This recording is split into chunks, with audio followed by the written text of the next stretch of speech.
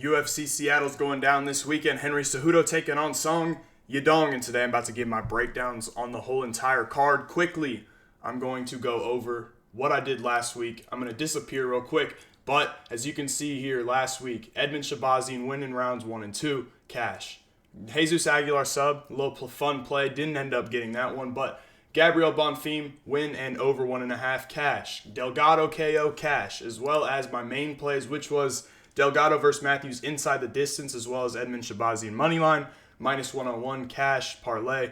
Very nice. And then, of course, Nazim Sadikov getting the TKO doctor stoppage win over Ismail Bonfim. Very good weekend last week in terms of my bets. I'm not going to lie to you guys. I'm not as confident as on my predictions this week. I think there's a lot of tight fights on this card, but we're going to get right into it. A lot of cancellations, a lot of new debuting guys, so automatically you're going to see some weird lines and, fights you kind of want to stay away from. But the first fight up is going to be Rafael Cerqueira taking on Modestas Bukauskas. I absolutely really do not like this fight.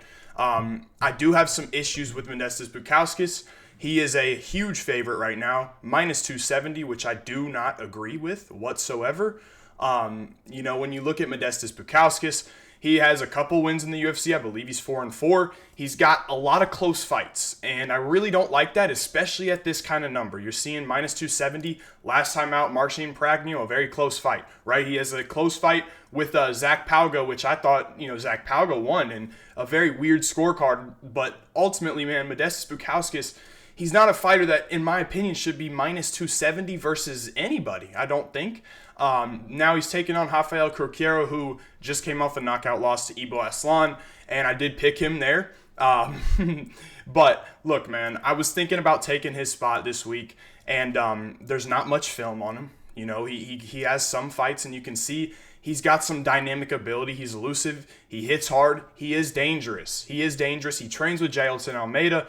But he doesn't grapple that often from what I've seen. This is a kind of close your eyes fight, right? You could go with Cerqueira and he could get the knockout, or you could go with Bukauskas because honestly, Bukauskas is more polished. He is probably the better technical striker, but he's not as dangerous as Cerqueira in my opinion.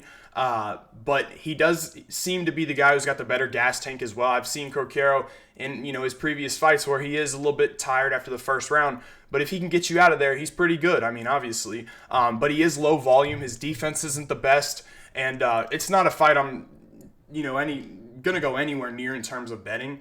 Definitely not. But I am going to go for my pick with Modestas Bukauskas. I'll go by a decision. But this guy, like I said, man, he keeps fights close, right? A lot of his fights are, split decisions or controversial decisions, right? And I don't like that from a betting standpoint. Or he's getting finished, right? Vitor Petrino knocked him out cold. And he's not a bad fighter. His defense isn't great. His boxing is sharp.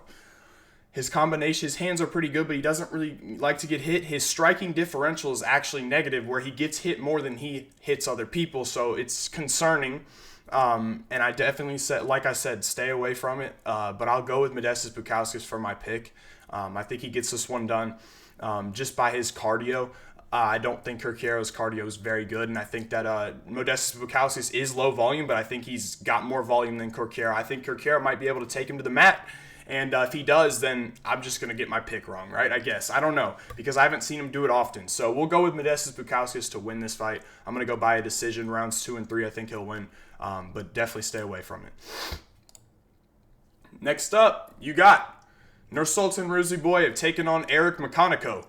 Now, obviously, Eric is debuting. He is 34 years old, which is a little bit but he's not a bad fighter, right? He is getting some favor from the odds makers, right? Where Nursulton is -270 and he is +230.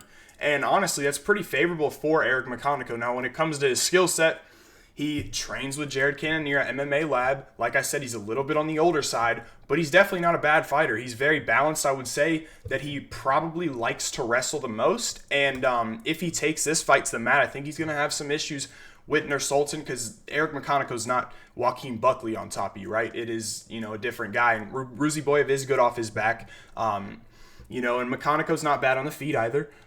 He's got some good combinations. He likes to pressure. His cardio seems pretty good. I just think he's going to get finished. I just think he's going to get knocked out. a lot of things I don't like about Nursulton Ruziboev, but he is back up at middleweight in this fight, and I do like that for him. Obviously, the welterweight move is not my favorite because he is 6'5", so and he looked drained at welterweight every time he's fought there. He got a knockout win over Bruno Ferreira, a knockout win over Cedric Dumas, which was a bit controversial, but honestly, I really don't like Nursulton Ruziboev because he is low volume. He hesitates. He's pretty one-dimensional, but the guy does hit hard. He is powerful. He is fast. He is athletic. And I do see him finding the shot on Mcconico and being able to get the finish. I don't really like this fight. Another one, kind of don't really like it. And there's a lot of these kind of fights on this card. But I am going to go with Nursulton. Like I said before, I think he's going to be able to find a counter shot. Eric Mcconico is a guy out of that southpaw stance. I think that Ruziboev, with this length, with this reach, can drop a big left hand right down the middle and hurt Mcconico, who has been knocked out a couple of times, and get this one done. But like I said, if it gets those later rounds, Eric Mcconico is pretty good at, grinding on the fence, playing that kind of game, and I could see him having success. But I am going to go with Ruziboev because I think the range is going to be a bit of a problem for Mcconico to deal with. He is about 6'1". So we will go with Nursulton Ruziboev to finish this fight via TKO. So I'll go with Ruziboev. But Mcconico can give some action. We'll see if he goes for the takedowns. But as long as this fight's on the feet, I think Mcconico's have a tough time getting to Ruziboev. So I will be going with Nursulton Ruziboev to get the win here. Next up, you got Nikolay Veretennikov. What the hell? Sorry about that. Taking on Austin Vanderford. Now, his record is not right here. This is extremely short notice, right? And I don't really understand what we're doing here. Because Billy Ray Goff was actually supposed to fight Veretennikov previously, and Veretennikov pulled out. And now he's back on the card taking on Austin Vanderford, who actually had some success in the Bellator era, or the Bellator promotion. And what he's going to try to do is get this fight to the mat. Now, he is a bit one-dimensional, and I don't like him. He is a little bit older, and Veretennikov is older as well. But Veretennikov, well, I don't think he is the craziest fighter, and I do think that the takedowns might give him some issues. He is very dangerous. He can hit hard, and he can knock you out. Austin Vanderford is coming off some knockouts, and I'm just not too interested in this fight once again. So I will be going with Nikolay Veretennikov to win. Like I said, guys, these 3 fights have just been kind of shit and not very fun for me to pick. But I will go with Veretennikov. I think he's the bigger guy as well. You can see this is going to be at a catchweight. As you can see by Veretennikov, he's a big dude, right? And Vanderford, previously a middleweight, I think he's a little bit, not as strong. But if this fight goes later on, Vanderford will have the advantage. But I do think that Nikolay is going to be able to get the finish here, rounds 1 or 2. Obviously kept it pretty close with Danny Barlow and used his strength. But I am going to go with Veretennikov. I like him training at Kings. Maybe he defends some of these takedowns and finds a finish, and that's how I see it. So I will be going with Nikolay Veretennikov to win this fight via knockout. Finally, a normal fight. Ricky Simón taking on Javid Basharat. Now, if you take a look at these odds, you can't sit here and tell me that this is the right thing. You're looking at Javid Basharat minus 250. And this is another situation, kind of like the Modestas Bukauskas, where Javid Basharat keeps it a little close. He's not dangerous on the feet. He's not that dangerous on the mat.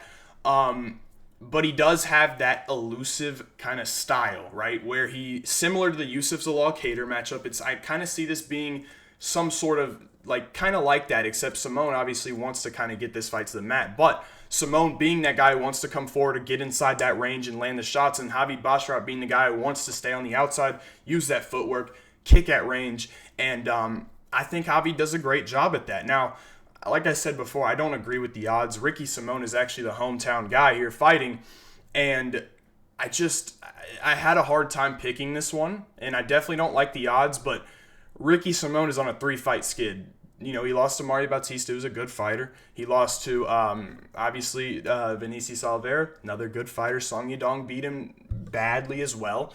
And Ricky's going to have to make this fight dirty, very dirty. Get inside and clinch and do a lot of that, and I just don't see him doing it enough, right?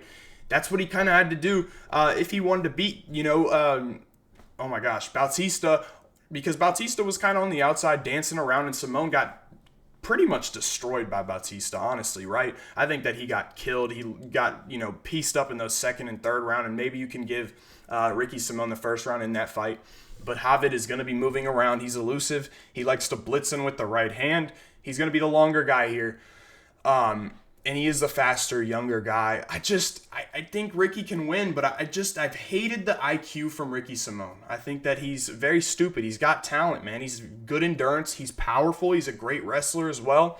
And if this fight hits the mat, I would expect Javid to be a little bit better on the mat, especially with the hips. It's a weird fight that I'm not really interested once again, right? Because I think the odds are too wide for me to play Basharat, and I just don't like Simone, man. So I will be going with Javid to win by a decision. Not too confident, but I think he dances around that octagon, uses the footwork to get out of the way, blitzes in with those kicks that he does a really good job at. He's not a bad fighter. He lost to Ayman Zahabi, who's not bad. And I think that was more of an IQ thing from Javid Basharat, being an idiot kind of in that fight. Doing stupid things and getting tagged by Ayman Zahabi, who's not bad, like I said before. I really don't like this fight from a betting standpoint, so I am going to go with Javid to win by a decision. Interesting fight, though. We'll go with Javid. Next up, Mansur Abdul-Malik taking on Nick Klien. This should be an easy one for Mansur. Now, Mansur is minus 1,000, as you can see here. I actually got him when he was at minus 600, minus 600 I got him at. He went to 550, and then he went all the way to 1,000 for a good reason, right? I put him in a parlay at minus 600, so he's already in for me. And because I knew he's going to go up, and what he brings to the table is athleticism. As you can see here, 80-inch reach. He's got a long reach. He's strong. He's athletic. He hits hard. He is going to be the better fighter by far. Simple as that, right? Wrestled at the University of Maryland, so he's got that wrestling base. Great college. I mean, I don't know how much success he had in college, but if you're able to wrestle at that level, you're probably pretty damn good. And he's transitioned over to MMA, and he's been a monster, killing dudes, right? He's got some of the nastiest ground and pound you will ever see. You go back to his Contender Series fight, dominated Wes Schultz. And some of the ground and pound, man, it sounded like, Wes Schultz's skull was breaking, right? And then Dusko Tudorovic, nasty ground and pound. If this guy's on top of you, pause, you're going to get pounded, pause. But Nick Klien's going to look to get this fight to the ground. He doesn't have the striking advantage. He's not a good striker. What he's going to try and do is grind this fight out, get it to the later rounds, and try to wrap up a submission. Now, concerns me quite a bit that Mansur, likes to land that ground and pound. So if he's in a bad position where Nick Klien, can throw up a triangle right off his back, right? While Mansur is ground and pounding, maybe he can maybe get a submission. I just don't see it, man. Mansur, to me, is going to keep this one on the feet. And while it's on the feet, he's going to land the bigger shots. Nick Klien, not great. He's going to wrestle, going to try to get him to the ground. He's not stronger than this dude. He doesn't have better technique than this dude. He's not as athletic. He's not as explosive. It's a rough fight for Nick Klien, especially in his debut, as well as Nick Klien is taking this fight on short notice. So another thing to take in note there, Mansur should very much easily get this one done. I do not see him losing. So Mansur Abdul-Malik is going to be the pick here, and I'm going to say inside the distance. Now, the next fight up, Andre Fili, touchy, coming back and taking on Melquizael Costa. As you can see here, this is a very close fight, and I agree, because the guy who has the better footwork, the younger guy, is going to be Melky, right? I think he might have an advantage in the grappling, but I don't see him having a clear, easy advantage over Andre Fili in the grappling. Melquizael Costa has good BJJ, but I don't really see him being able to get him to the mat. Fili to the mat, that is, especially early on. Later into the fight, possibly, I think, but early on, it should be, a fight on the feet. And while I was really leaning towards Melky before I really watched film, I think that Fili can catch him. Melquizael Costa, like I said before, good kicks from the outside, but he doesn't set them up that often. And a guy like Fili with that veteran experience, and people have talked about Andre Fili's power, man. It's different, right? He just has that kind of power. You saw him put out, oh my gosh, what's his name? Lucas, I can't remember his name, but whatever. Lucas Almeida, that's it. You saw him put him out with a nasty right hand, and the dude has pop. Hurt, when he fought Nathaniel Wood. My mind is, going crazy. Nathaniel Wood, he dropped him multiple times, hurt him multiple times, and, almost won that fight. And Nathaniel Wood's a great fighter. So Andre Fili has that kind of touch of death, right? He does hit hard. Now, I know he doesn't have the most finishes, but against a guy like Melquizael Costa, who's there to be hit, in my opinion, I think that Fili blitzes the pocket, lands the better shots, and has the bigger moments. I don't think that Melquizael Costa's boxing is the level of Andre Fili's boxing. But from the outside, like I said before, Melquizael Costa has great kicks. And he's probably, I would imagine, maybe he tries to get this to the mat. But to me, I feel like Andre Fili is live for a knockout here. I know you're going to get a good number on it, and I'll probably be playing it. But I think that Fili lands something big, has the bigger moments in this fight, and I don't like Andre Fili's gas tank. His wrestling defense should hold up early on, and I think that he can land something big on Melquizael Costa. Like I said before, man, Fili has power. He really does have power.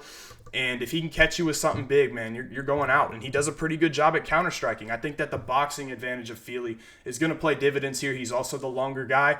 Like I said, Melky, good kicker, but he doesn't set him up all that often. Now, Melky is also good in the clinch. But I think that the boxing differential of both of these guys, if this gets into the pocket, Fili will get the better of Costa. And I'm banking on that. So I think this is a very fun fight. And I like the number that you're getting on Andre Fili. I think pick him almost an underdog. I like it. I think that Fili's a very good fighter, and Melky is pretty good, but I don't think the grappling plays as much of a factor as other people do in this fight. I think that Fili's good enough takedown defense to deal with anything coming his way, especially early on, like I said. So give me Andre Fili, man. I'm going to take Fili to get the KO here, or land the bigger shots and finish, or win on scorecards. So we'll go with Fili to get a KO. Ibo Aslan taking on Iwan Cutelaba. Now, take a look at these odds. Ibo Aslan is minus 170? I thought I was out of my mind. And I was happy to see this because this fight was a pick'em, and I'm on Iwan. I think that Iwan's going to win. When you look at Ibo Aslan, he's coming off a very quick finish. Obviously, great finish, whatever. He's powerful. He's a pretty good athlete, but he's not that good of a fighter. You go flashback to his debut. I mean, you can go watch that fight. Anton Turkalj was almost up on the scorecards, I want to say. He was winning that fight, and Ibo Aslan ended up getting the finish. Now, Ibo Aslan does have big power. He does. He's dangerous. Of course he is. But so is Iwan. Is Iwan not dangerous? He is, right? And honestly, if you're, going striker for striker, I would probably give Ibo the edge, but I don't know about the defense, okay? Because Ibo Aslan does not move his head. He does not have good cardio, and the grappling hasn't been tested. I know he's got pretty solid takedown defense, but from watching his regional fights, I mean, Turkalj wasn't really shooting heavy takedowns, but he hasn't been grappled by a solid grappler, and Iwan is a solid grappler. He is coming off a win, and Iwan is looking, more tentative, right? Not tentative, but patient, right? He's not overswinging all the time. And I know Iwan's been finished in the past, but he's not in front of a guy like Magomed Ankalaev. He's not in front of a guy like Kennedy Nzechukwu. He's in front of a stationary guy who is an okay striker at best. He's just powerful, and he's, a big dude. And honestly, man, I got to go with Iwan. I think that Ibo, in his last fight, if you go watch versus Cerqueira, unloading combinations, awesome. But it's a capable striker like Iwan who will do this, play possum and let go of that right. He will do that. He's not going to, sit there and take shots like Cerqueira was. I don't understand these odds. I think Ibo's powerful. He's probably the more powerful guy here. But we haven't seen his wrestling tested that much, and the dude doesn't have a gas tank. And neither does Iwan with the gas tank. But what I'm trying to say is, I don't really know if Ibo Aslan is a better fighter by any means in this fight. I really do think that Iwan is going to get this one done. I think that he can finish this fight with a knockout or that vicious ground and pound if he can get Ibo to the mat. I don't think we've seen his grappling tested by a high-level wrestler like Iwan, and I know they've probably, shared the mats together because Ibo has been at Extreme Couture for, he has been there a little bit, I think. And Iwan obviously trains out of there, so maybe they've rolled together. I don't know. But I was surprised when this fight got, announced. But I'm going to go with the underdog, Iwan Cutelaba, to win this one. I think that he's live for a knockout. I think that he's got the better defense here. And obviously, Ibo can get a knockout. It's just a fight where I think it should be split even instead of what Ibo is, right? I actually think that Iwan should be the favorite because we have not seen Ibo's wrestling tested, right? So I'm going to go with Iwan Cutelaba to win this fight via knockout. So let's go to the next one, man. That's going to be Julius Walker taking on Alonzo Menifield. Julius Walker's a big dude. He's 6'4", I believe, and he's a good fighter. He wants to get this fight to the mat. He's not the best on the feet, but he's pretty good when it comes to the ground control, getting you to that position. He's got good judo throws. He's a strong dude. He's a good athlete. I believe he played basketball, so shout out to him. But he's taken on Alonzo Menifield, who I know has had some struggles. He's gotten knocked out by Azmat Mirzakhanov, who popped for roids, as well as Carlos Olberg, where he kind of just made a stupid decision to just run right into him, which made no sense to me. But this matchup for Walker, I fear, is not a good one, right?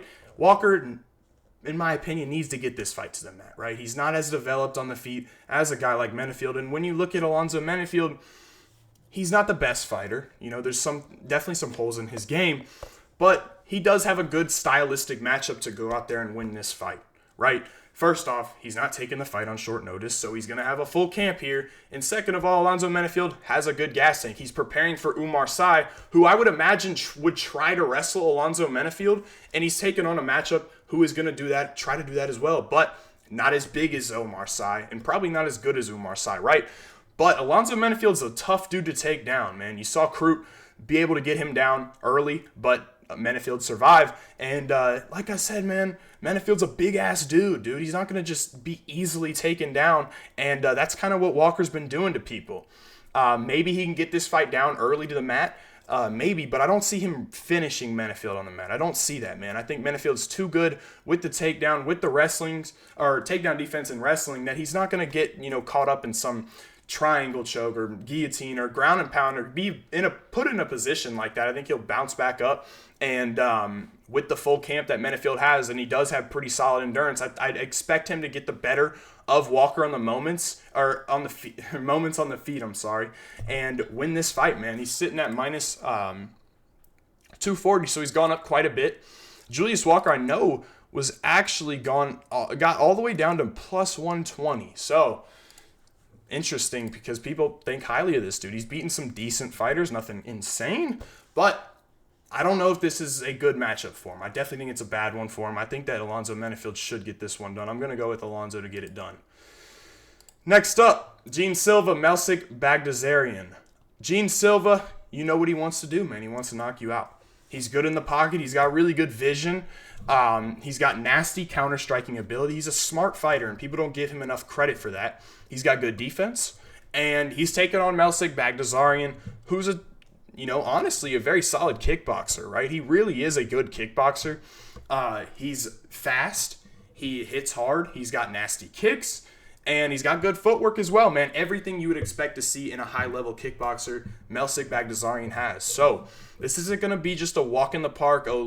Gene Silva's going to catch him coming in like Drew Dober, just running right into his shots. No, probably not. Melsik is probably going to have a little bit more success than somebody like Drew Dober, but Gene Silva might have to pull out the wrestling shoes for this one, and I would imagine he would. I don't think that Melsik is going to be willing to get inside of the pocket with Gene Silva, because Melsik wants to keep it on the outside. Gene Silva wants to be inside of that pocket area, and somebody that is going to crash forward. Gene Silva wants to fight someone who's going to crash forward into him, and Melsik's probably not going to do that. He's probably going to be on the outside blasting kicks, and honestly, this is a winnable fight for Melsik if he keeps it on the feet. I don't like his takedown defense whatsoever, and I think that Silva's going to have to wrestle in this fight to go out there and win. I don't like the odds here whatsoever.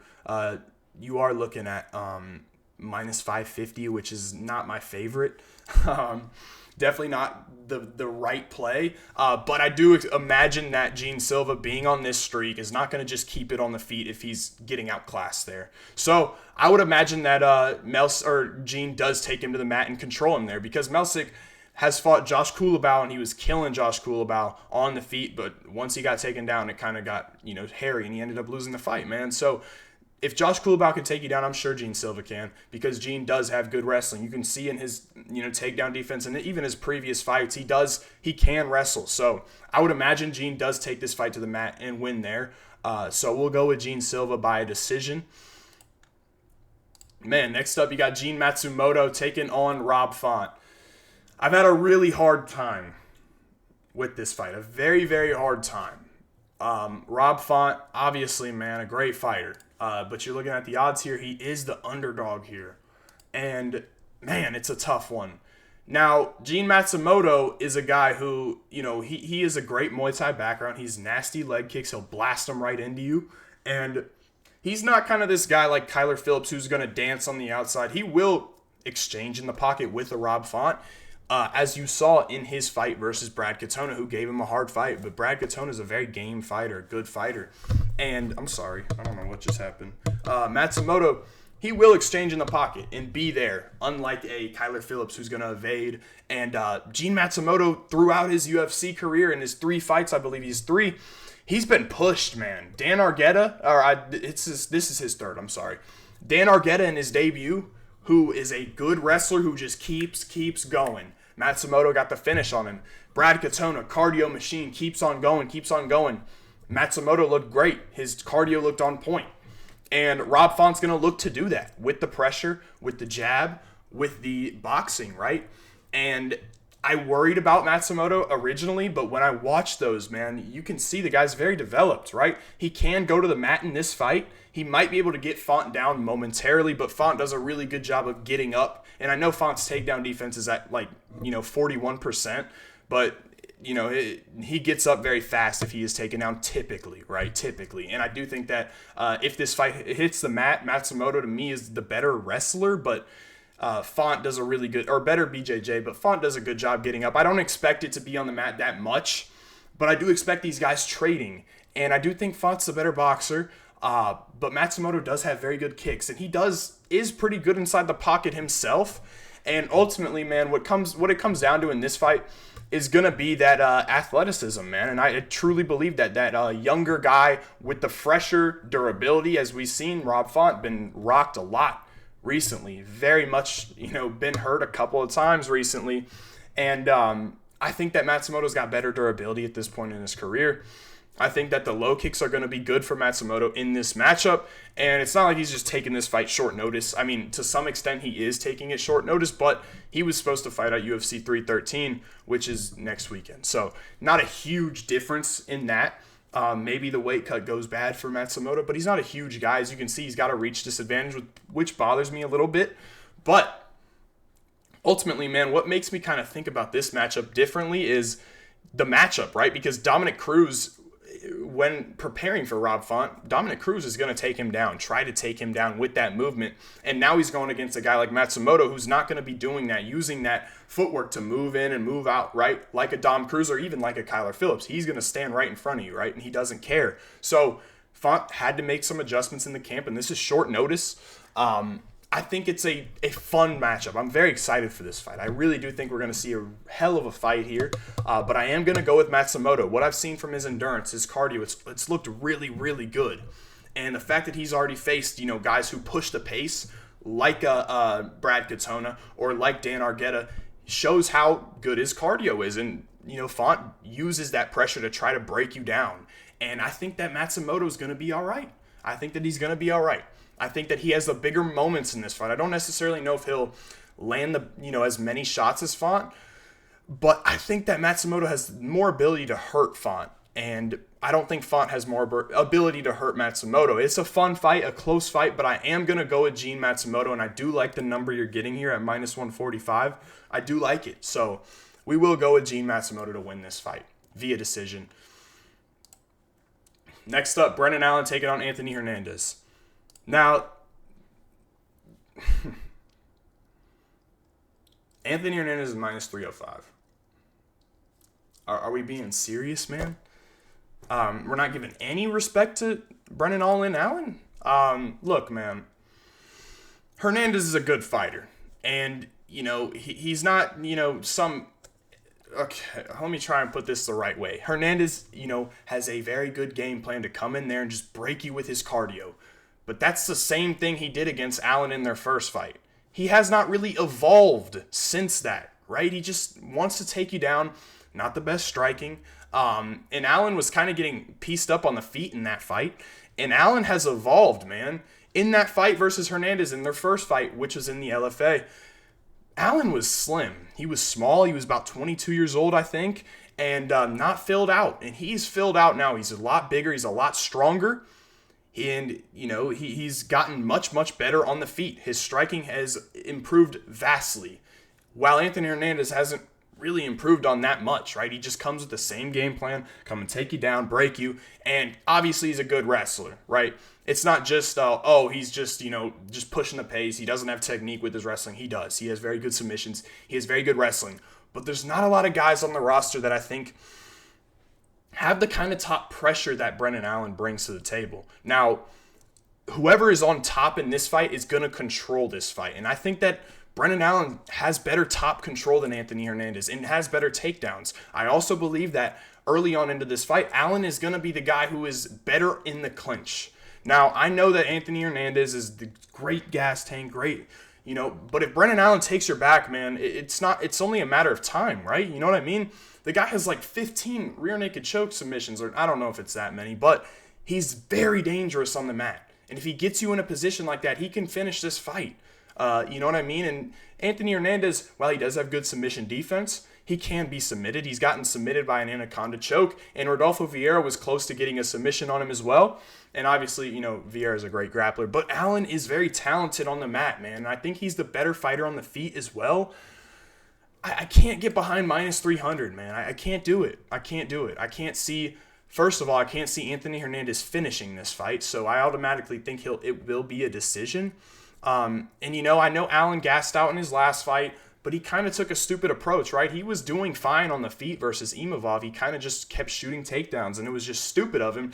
He's going to have the advantage on the feet. And when Brendan Allen is confident on the feet, he's a pretty damn good fighter and a pretty damn good striker. And I just don't get the number, man. I don't get it, right? This isn't fucking Roman Kopylov, a striker who was gassed out before. Gassed out against Almeida literally right after the Hernandez fight. Gassed out in the third, right? Who else has Hernandez fought? Michel Pereira gasses out all the time, right?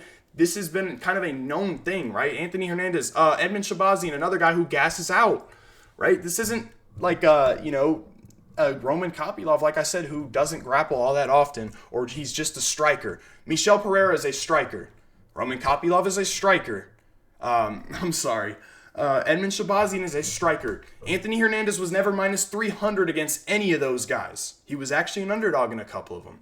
So to say that he's minus 305 here, man, makes absolutely no sense to me whatsoever. And he opened at minus 400. It makes no sense to me, guys. I can't, right? When you look at the history of Anthony Hernandez, he's fighting strikers that have no gas tank, that can be taken down. Oh, Michel Pereira's takedown defense, 81%.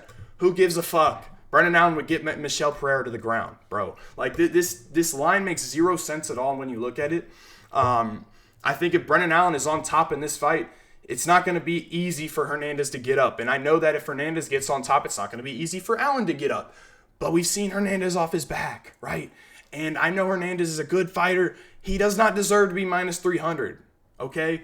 I will take minus 255 on Brendan Allen any day of the week in this matchup because it's a grappler versus a grappler, right? Brendan Allen is going to, have experience being on the mat for multiple rounds. It's not something new, right? And I know he got put on his back by Jacob Malkoun, whatever. Jacob Malkoun is a very good grappler, actually. He's a very good grappler. Allen was quick to get up there. I think Allen is a lot stronger than he was in that first matchup.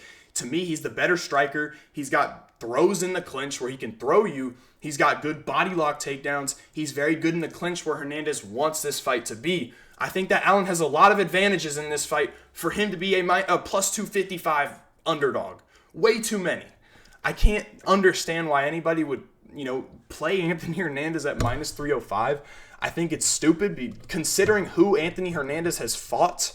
Straight strikers other than Rodolfo Vieira, who also is known for having a bad gas tank. So forgive me for kind of going crazy here, but I just don't understand the logic, man. I don't get it. But I am going with Brendan Allen. I'm not sitting here and telling y'all Anthony Hernandez minus 305 is good. No, it sucks. So I'm going with Brendan Allen to win this fight. And I think he submits Anthony Hernandez. Sorry about that. Main event. Henry Cejudo taking on Song Yadong. Interesting. Now, Henry Cejudo, since coming back from retirement for some reason, is 0-2. Now he's losing to Merab. He's losing to Aljo via split decision. But Henry's 38 years old. He's 38 years old. He is an old man fighting at a small weight class, and he's undersized, man. He's 5'4". Very, very small for this weight class. And it's going to be evident, man. Henry, he's a good striker, solid striking. He's probably got the advantage in terms of the grappling, of course. But he doesn't really wrestle all that often, especially as of recently. And I know he's had matchups against guys who can wrestle in Merab and in Aljamain Sterling. And he's probably going to be looking to take Song Yadong down. Now, I don't know what Henry Cejudo's game plan is going to be here. And it's hard for me to honestly pick a confident side here because as of recent, man, Henry Cejudo hasn't had any matchup really similar to Song Yadong. Mainly been fighting grapplers, and now he's fighting a primary striker, I want to say. But Song Yadong's takedown defense has come a long way. He's a good wrestler now. You saw him take advantage of Chris Gutierrez. You saw him stuff a lot of the takedowns of Ricky Simone, and even when he was taken down, gets back up. And I would imagine, I want to say that Cejudo should come forward and try to put this fight in the clinch and try to get the takedowns from there. But I think Song's dangerous with the hands in that area, man. I just see Henry being a little bit hesitant here to strike with Song. Especially because Song is the bigger guy here. He is the faster guy. He's the more explosive guy with a lot more power and the better technique with the boxing. Henry's not a bad boxer, but he does not hit nearly as hard as Yadong, and he's just not as athletic as him at this point. So he's got to get this fight to the mat, and Henry might have the cardio advantage. I don't know if I necessarily can say that confidently. I don't think I can because kind of gassed out pretty early against Merab, and he's also 38 years old. And Yadong is kind of gassed out, and he does kind of pick his shots in there and becomes a little bit low volume at times.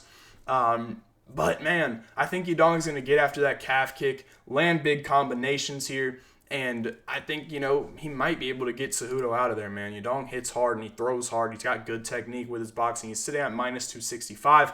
I would kind of say I agree with that. I think that Cejudo, he's losing to the best guys, but he's 38 years old, right? To me, I feel like Cejudo's going to be hesitant in there, man. I don't think he's going to be able to immediately shoot takedowns and keep chain wrestling and hold Yadong down for long periods of time. I think Yadong with Team Alpha Male has improved his grappling tremendously, and I do expect him to get this one done. Obviously, last time out, Peter Yan looked pretty solid, man. In that first round, did some good work, ended up taking Yan down. And Peter Yan's just got such good defense, such good striking defense. And Song Yadong, you could just tell, was getting frustrated with that, not being able to hit Yan clean because Yan was just deflecting everything because he's just that good at defense. I think Henry's going to be easier to hit. I think the calf kick is going to get blasted by Song Yadong, and it's going to be hurting Henry. I kind of see this like the Marias fight, in the sense that Yadong will be going after that calf kick, and he will be a boxer who hits hard, right? But this isn't the old Henry Cejudo, right? This is Henry Cejudo, who's 38 years old. I think Yadong gets this one done, and I think he gets this one done by a decision. I'll go 49-46. Maybe Henry steals a round, but I don't really see him having tons of success here. And I think Yadong has bigger moments, lands more shots, harder shots, cleaner shots, and he'll get this one done. So I'm going with Song Yadong. But yeah, man, that's going to wrap it up, bro. All of these fights. We got some new ones booked. And make sure y'all look out for my 313 early predictions. I'm also going to be looking to drop a video on Alex Pereira versus Magomed Ankalaev. I got some good takes on that, of course. But yeah, man, I'll catch y'all in the next one.